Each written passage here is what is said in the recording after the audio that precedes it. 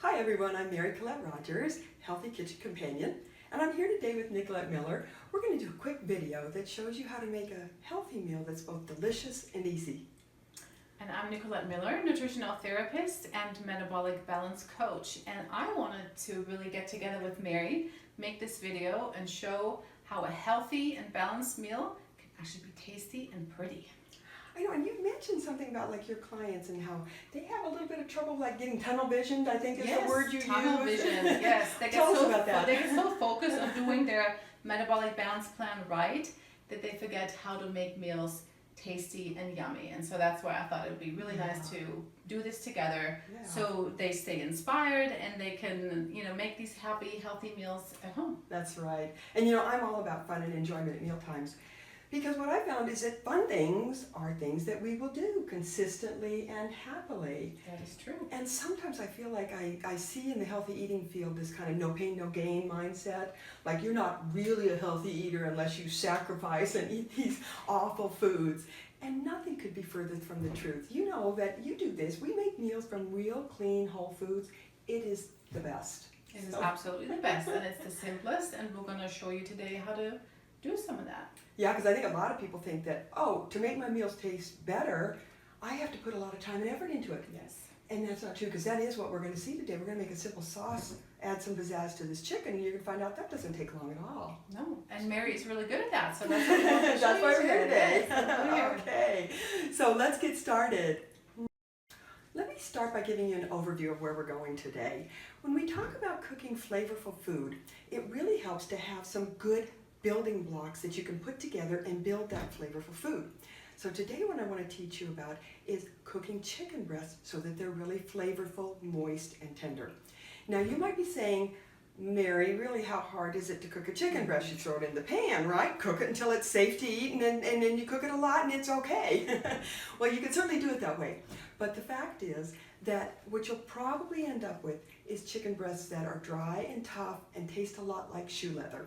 And those are exactly the kind of meals that we were talking about that don't leave you feeling satisfied, that do leave you feeling like you're ready to stray from your healthy eating plan. So I want to teach you 3 things today. The first of those is how to cook that chicken breast so it does stay moist, tender, and succulent. And number 2, how to make a quick pan sauce, add some pizzazz, and find out how you can do that really quickly and easily. And then the third thing is, we don't want that chicken breast all alone on the plate. We're going to give it some company, which is this wonderful asparagus. So we'll show how to quickly cook that. And then I'm going to turn it over to Nicolett to show us a third piece of the healthy meal making equation that's really important. Yes. So we want our meals to be balanced, right? So they got to have some proteins, they're going to have some vegetables, and some other things we'll show you later. And the thing to really remember is to make your plate and your meal look pretty. So Mary's going to show us how to cook everything, and I'm going to show you how to put it together to make it look really pretty, because your smell, your taste, your appetite, just your overall sense of satisfaction is going to be really deeply addressed when all those senses come into play, and it's easy enough to do on one plate. So Mary, are we ready to get cooking? You bet, let's do. All right. So Nicolett, I'm going to go through a number of steps to show you how you can cook that chicken breast, keep it moist and tender. But I want to give you a motto so it makes sense of it and so that you can remember everything when you're doing this on your own. That motto is, no fat, no forgiveness. Now, what do I mean by that? Well, the reason we like chicken breasts if we're healthy eaters is because they don't have much fat, which is great from a healthy eating standpoint. But from a cooking standpoint, it makes it a little bit tricky because the fat is what gives it forgiveness. Yes. Think about cooking the chicken thighs. You wouldn't have any trouble if you overheated the pan or you cooked it a little bit too long. The fat in the chicken thigh would make it still come out okay. Do that to the chicken breast and that's how you get shoe leather, right? Okay, so that's why all the tips that I'm going to give you are aimed at that end point. And there's 2 words to keep in mind. 1, slow, 2, gentle. Okay. So everything we do is going to be around All that. right. Okay? So Fabulous. step number 1, it starts with the pan. And the first thing you need to cook these chicken breasts properly is a heavy bottomed pan. You've probably seen that in a lot of recipes where they tell you to heat the oil and heavy bottomed pan. So I'm going to hand you 2 pans, and you can see that one's somewhat heavy, right? Okay. But now take a feel on that one. Oh yes, Dr. Yeah, This is and as you can see, her arm is going down, doing some weightlifting there. That's what you want to be able to use for cooking your chicken breast. Now today, what's actually going to happen is I'm going to cook it in this heavy-bottomed electric skillet so that Nicolett and I can both access it and still see you on the camera. So I'll set this aside, but this is the pan that I would use if I was cooking at the stovetop. I'll set this here because we're going to use this pan later to cook that asparagus. Okay, now we have our pan in place. Next step is cutting. Do you want to turn the pan on so it's ready, or do you want to wait? That would be a good idea because a lot of times with the heavy bottom pans, they take a while to cook, to heat up. But in this instance, this one isn't quite as heavy and it'll heat up somewhat quick, and we don't want it to be too hot. Yes. So we're going to wait just a minute on that. I love all the little things that you know about cooking. Clearly, people Exactly. That's what we're all about. So what we're going to do is cut this chicken breast into what I call medallions.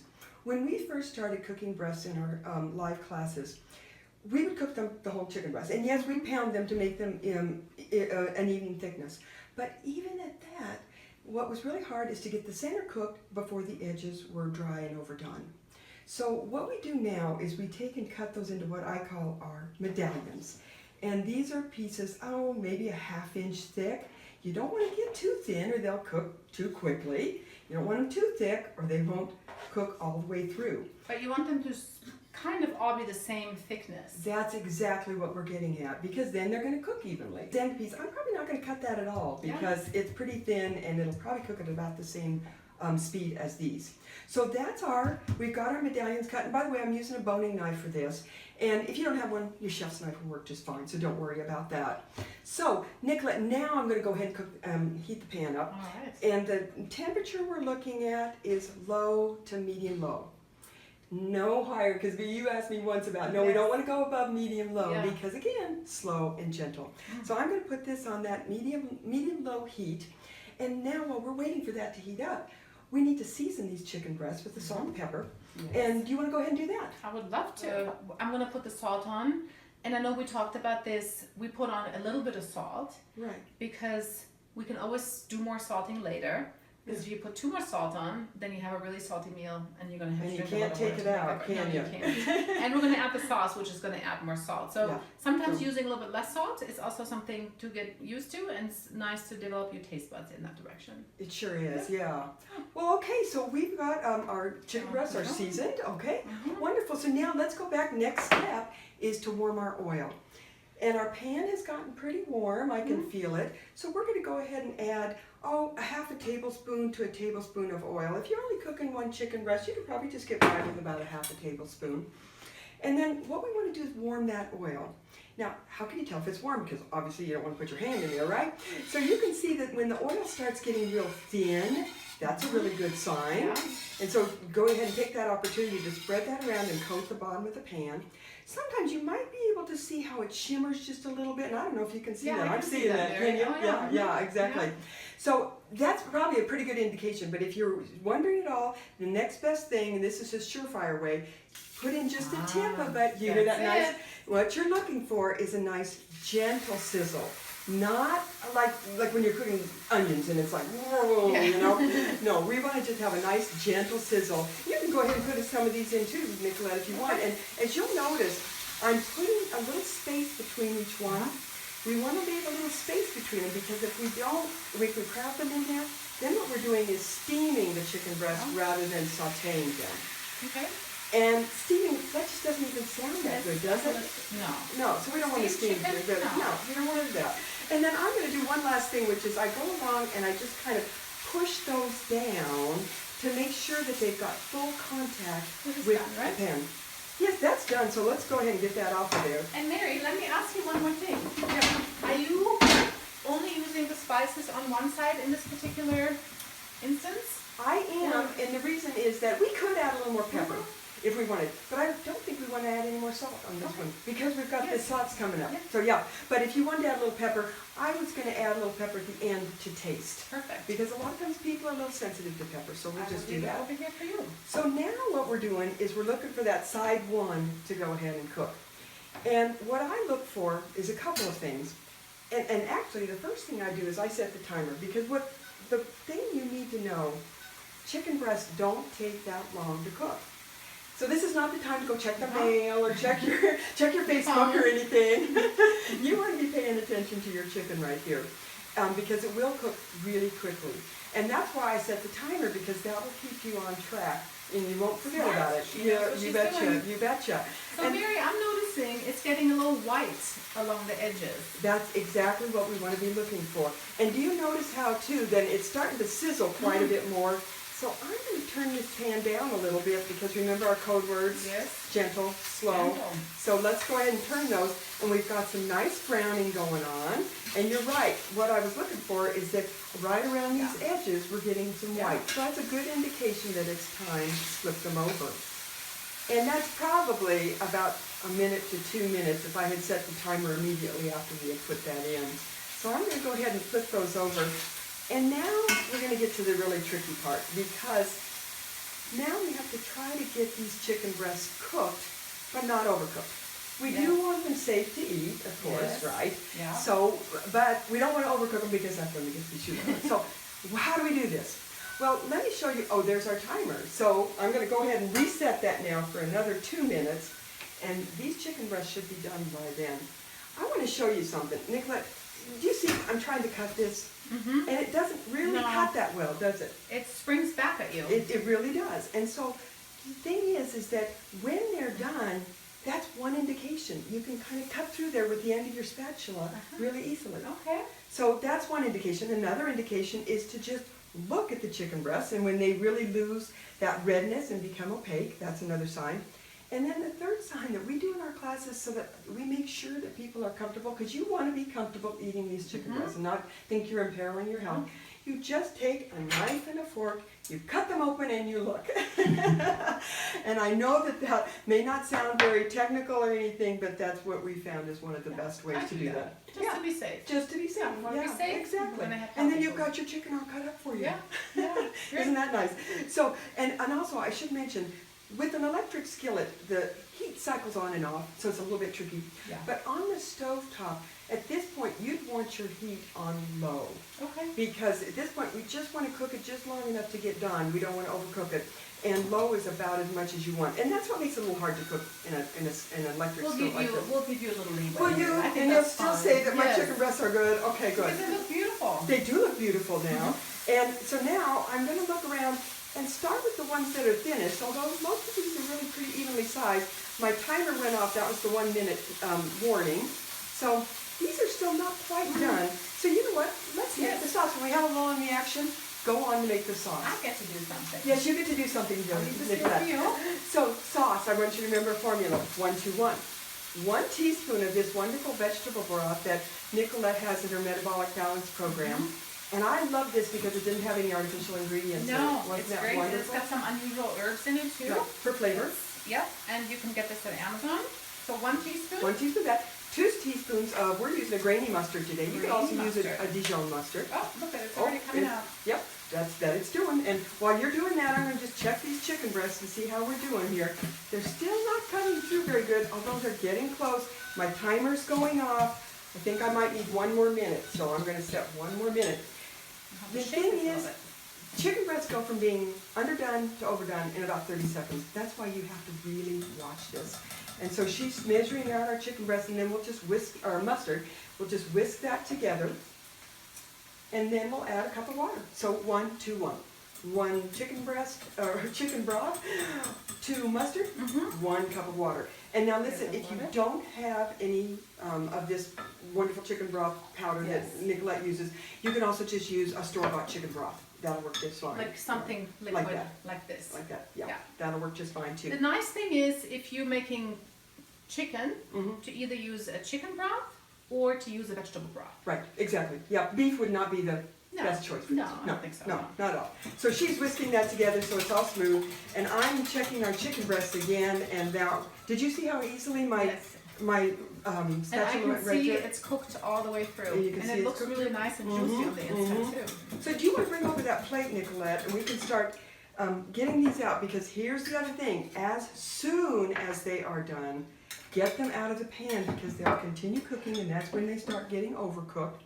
And the fact is that things cook a little bit more up, and there's my timer, so see, that's keeping me honest here. We'll go ahead and hit cancel now. Things continue to cook just a little bit more even once you get them out of the pan. Yeah. So that's why you really want to watch this. and not go overboard. But now, Nicolett, this is, well, this one, but I'm going to just show you how I do this in terms of, if you really want to double check, we just cut right into that. I use a fork and knife just like you're at the table. Yeah, Look at beautiful. that. And do you see the moisture in Yeah, there I too? see it. I know. I want to eat it. Yes. Well, and actually, do you know what? Remember with the Metabolic Balance program, and I think this is a great hint for anybody, is now, do you see that one? Do you see there's got just a hint Yeah, of pink? just a hint. So we're going to just hold off on that Yeah. one. But you I know, think that was our thickest piece anyway. yes, it was. And do you remember with the Metabolic Balance programs, I think one of their hints, okay, was to have a couple bites of protein before you have the meal. Yes. And so, when you're looking at this luscious chicken, what do you want to do? Yes, you You can wanna take have your a couple couple bites of bites. protein because it'll help balance your blood sugar big time. And did you see just that Yes, fast? It just went. a few seconds. Yep, Like you okay. said it.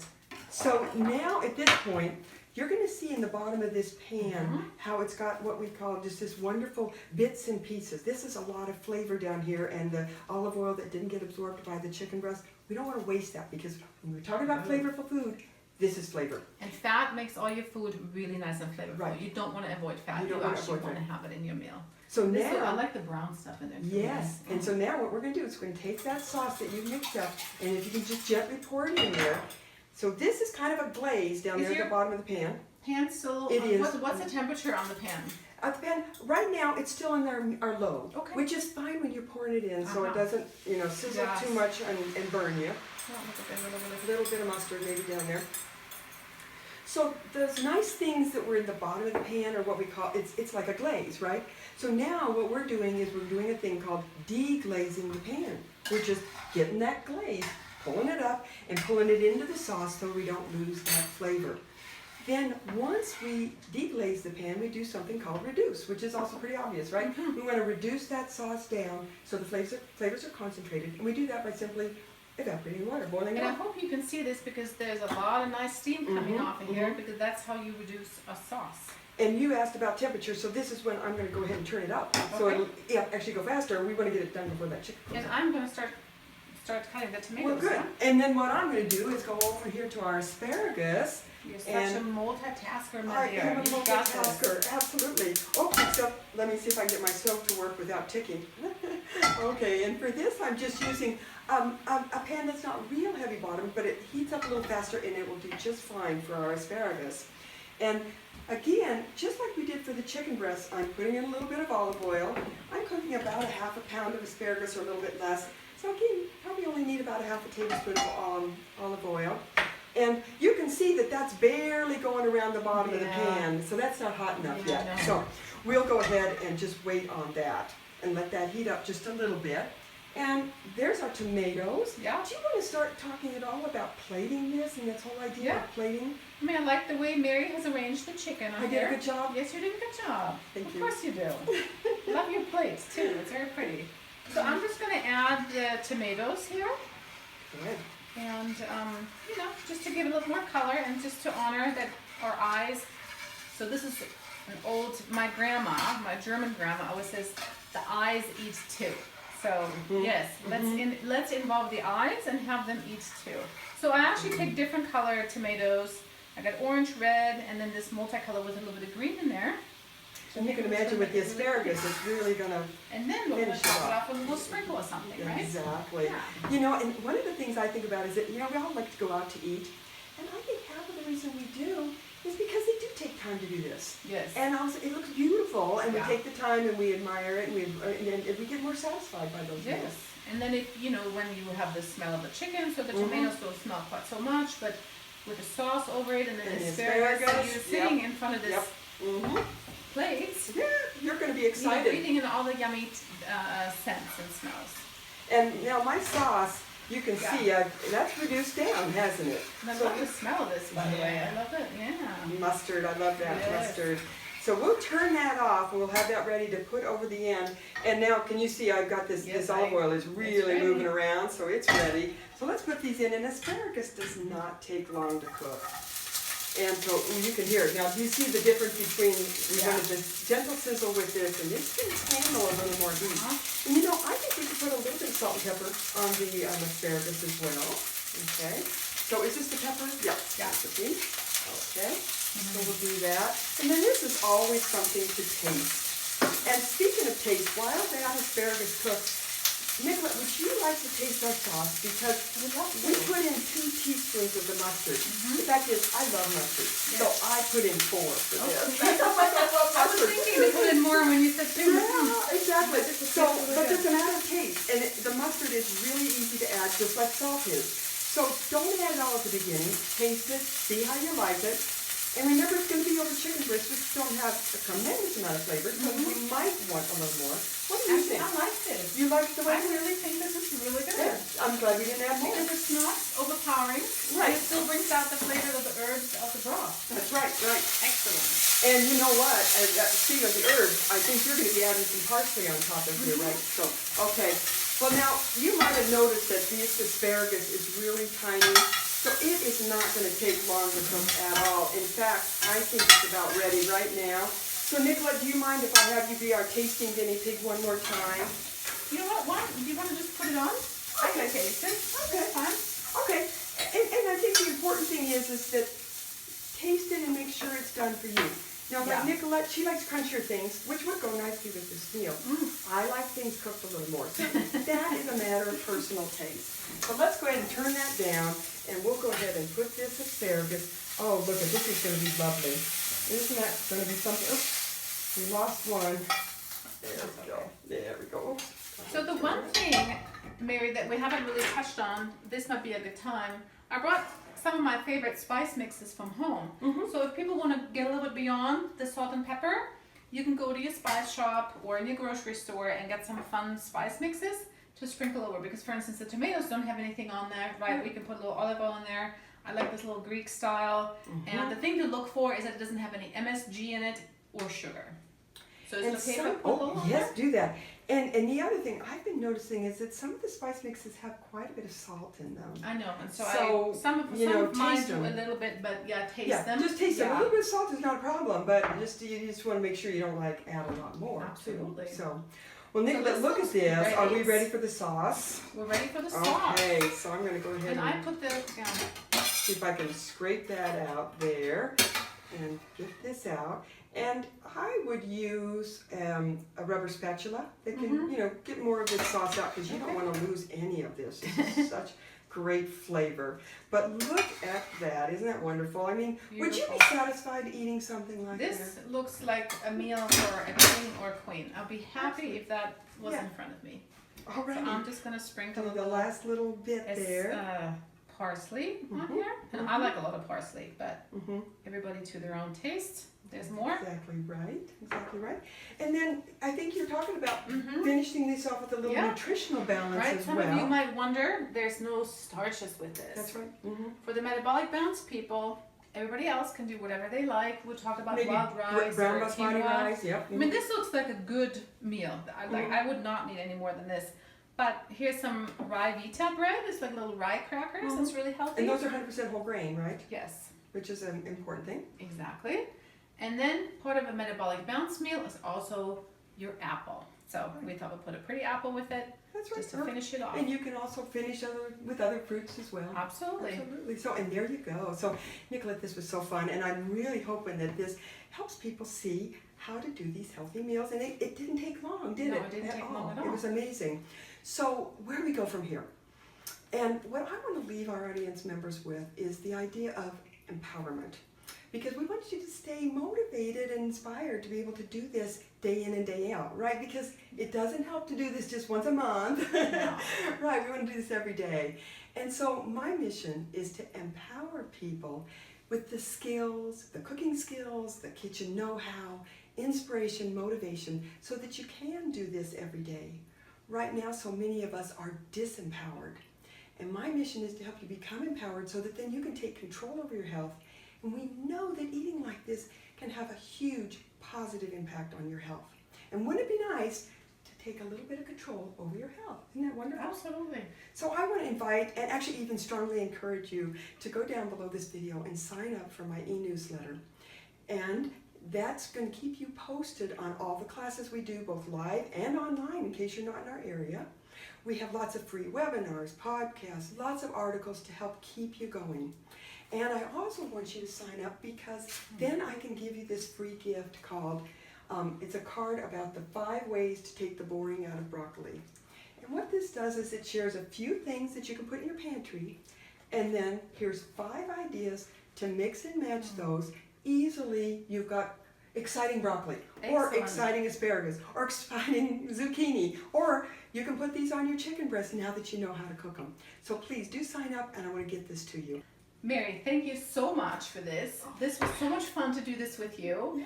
And, I just want my clients who are on the Metabolic Balance plan to stay inspired and to keep making these healthy, yummy meals that are actually super easy and super simple so they can align with their health, with their mission in life, and just really stay on their plan because it just has so many wonderful benefits. And I've been wanting to do this with Mary together for a long time, so here we are doing this together. Yeah, finally. Right? And if you are curious about the Metabolic Balance plan and what it can do for you, below this video will be a link that's taking you to my website, and on there you can sign up for a free consultation with me where we can go over your specific situation and see if the Metabolic Balance plan can in fact help you and align you with your health goals, maybe help you shed some weight and enjoy some more energy and just live a really healthy, happy life.